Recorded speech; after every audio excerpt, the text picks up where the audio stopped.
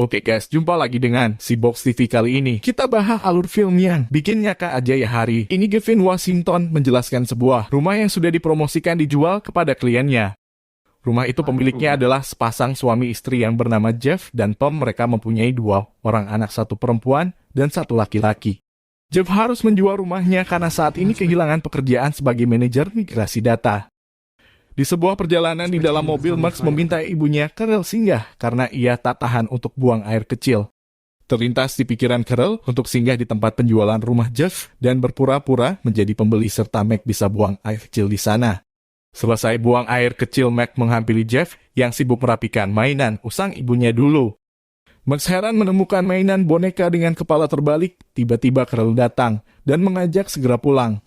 Sebelum pulang, Carol memberitahukan bahwa boneka terbalik itu dicari seorang nenek kolektor dengan harga $5.000. Waktu itu Jeff menganggapnya sebagai angin lalu atas perkataan Carol. Sementara itu di tempat kediaman, Max Callister sedang sibuk mempersiapkan liburannya ke Jepang. Suasana rumah begitu gaduh. Max merasa kehadiran keluarga besarnya membuatnya tak leluasa seperti biasanya dan ini terasa sangat menjemukan. Ia pun menyendiri di garasi mobil dan menyalakan TV sampai ia tertidur. Tom terbangun dari tidurnya karena ponselnya berbunyi. Hunter, adik Jeff, datang berkunjung malam itu. Segera Tom membangunkan Jeff dan bersama Jeff, ia pun menyambut kedatangan adik iparnya malam itu. Jeff mempersilahkan adiknya tidur di ruang tamu ataupun di sofa selama menginap di tempatnya.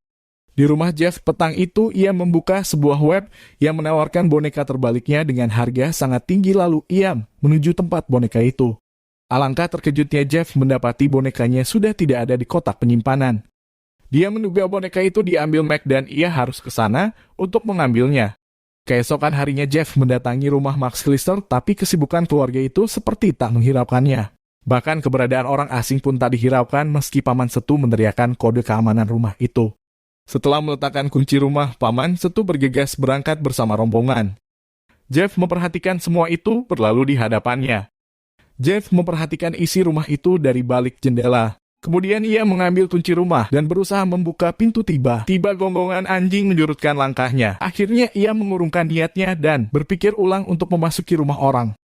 Jeff langsung menuju gereja karena ia sudah ditunggu di sana untuk menghibur para manula. Hari itu, para manula merasa tak terhibur. Max yang baru bangun kemudian menuju ke dalam rumah. Di sana Max tak mendapati siapa-siapa, semuanya sunyi dan sepi. Max senang sekali serasa mendapatkan keajaiban Natal, ya gini bebas berbuat apa saja di rumahnya. Di sebuah pasar malam, Jeff berusaha memberitahukan hal sebenarnya pada Pom. Pom cuma mengingatkan bahwa memasuki rumah orang adalah kriminal. Sepulang dari pasar malam, Pom teringat masa-masa indah awal pernikahan dengan Jeff dan segala kenangan rumah itu adalah bak istana baginya. Kemudian ia memutuskan bersama Jeff harus mengambil kembali boneka itu. Jeff pun melarikan mobilnya ke sana ditemani Pom. Jeff membawa Pom memasuki rumah itu tanpa disadari Mac sudah memperhatikan mereka sejak tadi. Mac mendengar semua pembicaraan mereka dan memutuskan menekan alarm untuk memanggil polisi terdekat. Mendengar mobil patroli datang, Jeff segera keluar disusul Pom. Di belakangnya mereka meyakinkan si polisi bahwa alarm yang berbunyi karena lelucon hari pernikahan mereka. Polisi pun maklum dan mempersilahkan mereka melanjutkan keberangkatan untuk berlibur di hari Natal. Mac yang memperhatikan dari jauh merasa tak berguna memanggil polisi ke depannya. Pagi itu Max datang ke gereja dan membaca sebuah banner donasi mainan. Ia merasa berhak mendapatkan mainan karena ia sendirian di rumah di hari Natal ini. Jeff dan Pom yang hadir di gereja melihat Max bercakap dengan seorang nenek dan mereka mengira itu adalah nenek yang menemaninya di saat ditinggal liburan orang tuanya. Beralih ke Tokyo, Carl yang membutuhkan kursi cadangan untuk penerbangannya merasa tak sabar lagi. Kemudian ia mendekati petugas dengan menerobos antrian agar tak ketinggalan kapan kursi cadangan itu bisa diumumkan. Akhirnya si petugas memberitahukan bahwa kursi cadangan akan diumumkan 1 jam lagi. Jeff dan Pom yang seharusnya menghadiri pertunjukan putrinya di gereja malah mendatangi kediaman Max kembali. Kali ini mereka memutuskan memasuki lewat halaman belakang. Ternyata rumah itu dikelilingi tembok yang tinggi lalu mereka bahu-membahu bekerja sama memanjatnya dan berkali-kali mereka terjatuh. Akhirnya mereka bisa masuk. Sebelum sampai ke dalam, mereka sempat dikirim foto penampilan putrinya malam itu. Mereka pun perlahan masuk dan membuka pintu, tapi mereka jadi kaget karena di dapur banyak orang dan terlihat di dinding foto keluarga orang lain. Ternyata mereka salah memasuki rumah. Mereka bergegas pergi tapi sial baru saja melangkah mereka tercebur di kolam yang tertutup salju. Beruntung lubang kolam itu ditutup kain sehingga mereka tak terperosok ke bawah kolam. Ketika menuruni tangga mereka juga terpeleset malam ini, mereka benar-benar sial. Mereka pun menyusun rencana menyamar sebagai Santa Claus dan mendatangi rumah itu tengah malam. Tanpa disadari, Max yang berada di atas balkon mendengar semua rencana mereka. Max segera membuat area pertempuran sebelum mereka datang semua bahan dan peralatan yang sudah dipersiapkan. Dengan waktu yang tak banyak tersisa, Max pun selesai dengan rencananya. Kini Max tinggal menuju kedatangan mereka.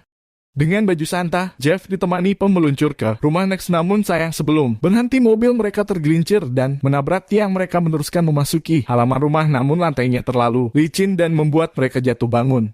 Belum lagi sensor gerak yang mempermainkan mereka. Di depan pintu Jeff disambut makanan. Setelah dimakan, Jeff merasa sangat kepedasan. Pom yang mencoba masuk pintu samping dijatuhi botol dari atas oleh Mac. Botol tersebut sudah dimasukkan pil yang membuat isi botol menyembur kemana-mana. Jeff dan Pom benar-benar kewalahan dengan semua jebakan Max dan tak satu pun mereka mampu menghindari jebakan itu.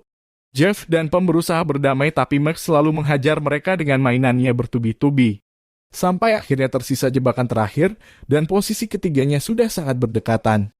Pom berusaha menjelaskan pada Max mengenai boneka itu yang akhirnya membuat Max bisa memahaminya. Pom dan Jeff berusaha mengajak Max tinggal di rumahnya selama orang tuanya belum pulang dan Max pun kini sadar pentingnya kehadiran orang tua dalam hidupnya. Di rumah, Jeff menjelaskan apa yang sudah terjadi di depan anggota keluarga dan di hadapan paman dan bibi May.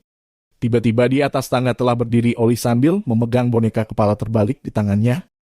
Menyadari hal itu, Jeff langsung loncat karena kebiasaan Oli melemparkan semua benda yang dipegangnya. Usaha Jeff tak berhasil, boneka yang dilempar Oli melewatinya. Giliran Pom yang meloncat berusaha menangkapnya namun ia hanya membentur dinding tembok rumah. Tiba-tiba Max meluncur dan berhasil menangkap boneka itu. Tak lama kemudian, Carl datang dan mengajak Mac pulang.